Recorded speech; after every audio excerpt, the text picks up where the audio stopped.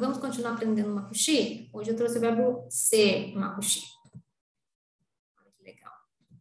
O famoso verbo to be, em inglês, e makushi também tem. É o verbo wana. Nós vamos ver a conjugação aqui no presente. Nós já vimos os pronomes, agora vamos focar aqui na conjugação. Para a primeira pessoa, para o uru, a conjugação do verbo é wana. Então não muda, o verbo é wana, e para a conjugação, ele conjugado na primeira pessoa também fica wana. E eu vi apenas uma vez em uma literatura escrito com U na frente, o que não faz muita diferença na pronúncia. O anã, por causa do W. Para amuru, nós temos a conjugação anã e awanã. Daqui a pouco a gente vê a diferença. Para magru, também. Anã, awanã. E eu vi apenas uma vez numa literatura escrito com I na frente. Para urunukon, a gente usa enu. A conjugação do verbo, o anã fica enu. Para aná, a gente repete o pronome aná, o anã. Para marunukon, a conjugação fica awanukon, está no plural. E para to ou engamoró, nós repetimos o pronome também. To, o anã, ou engamoró, o anã. Veja alguns exemplos. Uru, o anã, Jonas Landai. Eu sou maior que Jonas, primeira pessoa. Mas Abra, amuru, o anã, anai saber. Você é. Compare agora com a segunda frase, bem aqui no final. Inapeze, papamumupe, awanã. Você é filho de Deus. Por que aqui tem o A e aqui não tem?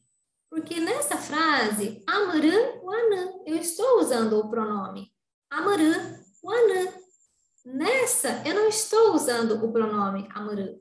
Mas eu sei que é isso que está falando, né? Porque tem lá, olha, ele falou, né? Então, ele estava direcionando a fala, né, para a pessoa, estava falando, você é. Então, nesse caso, eu sei, né, pelo contexto, que está falando de você. Então, não precisa usar amuru na frente. Amuru, awanã, não precisa. Somente quando for amuru, o anã. Aí a gente usa o amuru na frente sem o A. E aqui, essa letra A já está embutido o pronome amuru. Mais uma vez, para quem chegou de paraquedas nesse vídeo, não assistiu os anteriores, eu estou aprendendo makushi. Foi isso que eu percebi da literatura que tem disponível em makushi, das frases que eu olhei, e por amostragem, foi isso que eu percebi. Caso tenha alguma incoerência no que eu estou falando, por favor, manda um e-mail, porque eu quero aprender do jeito certinho. Mas foi isso que eu aprendi, que eu percebi por enquanto. Quando usa amuru, amuru, anã. E quando usa awanã, não precisa repetir o pronome. E a mesma coisa para o terceiro do singular. Magru, anã, urulanai.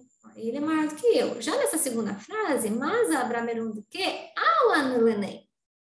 Nessa frase, nós colocamos o A na frente, para indicar que ele é forte. Então, esse A fica no lugar do pronome. E aqui eu usei o pronome, então não preciso usar o A no verbo. Magru, anã. Para o plural, para o urunukon, a conjugação fica enã. E o que é mais legal é que nesse caso a gente não precisa repetir o pronome. Então fica crembó, enã, tané. Enquanto estamos, não precisa, igual em português, não precisa repetir nós estamos, enquanto estamos, então já dá a entender que somos nós. Para aná, é obrigatório, pelo que eu percebi, sempre usar o pronome aná ou anã, para identificar o pronome. Mururu, enai, kureneta, daoshimbai, aná ou anã. Nós somos felizes. E nessa frase, epunembe awanu kongaima, ezengudu kon mururu. Bom, aqui, olha, awanu kon, vocês são, tá no plural, olha o com, né, faz o plural, igual tem aqui em amuru no com. Então, veja que nós temos o a, que é o a do amuru, o anu, que é o verbo, e o com para fazer o plural, porque nós não estamos falando de amuru, nós estamos falando de amuru no com. Então, o com faz o plural. Vocês. Vocês são inteligentes. Morubê, toanã, mas abraengamaró é saber para bauanã. Então, aqui, olha, a mesma coisa que nós vimos para aná. Nós precisamos usar o pronome to aná, o anã. Se fosse em Gamoró, o anã. Nesse caso, não tem uma letrinha para colocar antes de o anã que signifique esses pronomes. Nós usamos os pronomes. E como será que faz no passado, em Makushi? É muito fácil fazer verbos no passado em Makushi, porque essa sílaba, p, que por causa do glotal fica a pronúncia b, colocado depois de qualquer verbo, coloca o verbo no passado. Então, acaba se tornando fácil de lembrar.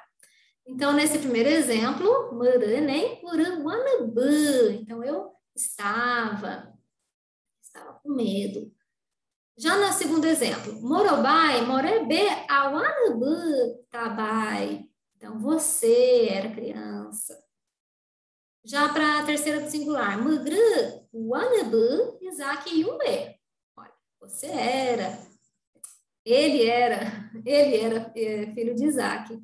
Ele era. Já nesse segundo exemplo, kamolaman tá lá, awanabu, também, né? Tá falando ele, né? Ele era. Só que nesse caso eu não usei o mugru. Nesse caso eu usei o a na frente para indicar que é o singular, a terceira do singular.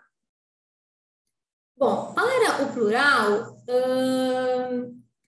eu achei esse enubu. Eu não escuto muito no passado assim, mas como eu achei uma referência, eu coloquei aqui. Teorem, pená, amingue, enubu.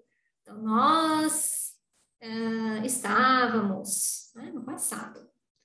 Amingue, cidade pó em Gamoró, Pocombê, Aná, Anambu. Então,